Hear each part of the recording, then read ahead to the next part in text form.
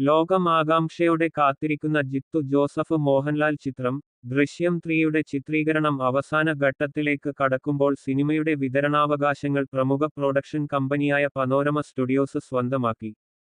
Aashirvad cinemas നിർമ്മിക്കുന്ന ചിത്രത്തിന്റെ theatre വിതരണവും ഡിജിറ്റൽ വിതരണവുമാണ് പനോരമ സ്റ്റുഡിയോസ് സ്വന്തമാക്കിയിരിക്കുന്നത്.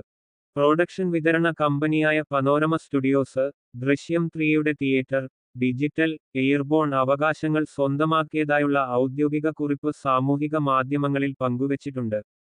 നിർമ്മാതാക്കളായ ആശീർവാദ് സിനിമാസിൽ നിന്നാണ് ഇന്ത്യയിലും വിദേശത്തുമുള്ള എക്സ്ക്ലൂസീവ് വേൾഡ് വൈഡ് തിയേറ്റർ അവകാശങ്ങൾ ഉൾപ്പെടെയുള്ളവ പനോരമ സ്റ്റുഡിയോസ് വാങ്ങിയത് എന്ന് കുറിപ്പിൽ വ്യക്തമാക്കുന്നു.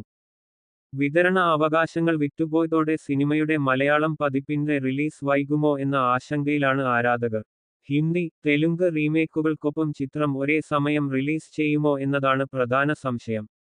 നേരത്തെ പുറത്തുവന്ന റിപ്പോർട്ടുകൾ പ്രകാരം ദൃശ്യത്തിന്റെ എല്ലാ ഭാഷാ പതിപ്പുകളും ഒരുമിച്ച് തിയേറ്ററുകളിൽ എത്തുമെന്നാണ് സൂചനയുണ്ടായിരുന്നത്. മറ്റ് പതിപ്പുകളുടെ നിർമ്മാണം ഇതുവരെ ആരംഭിച്ചിട്ടില്ല.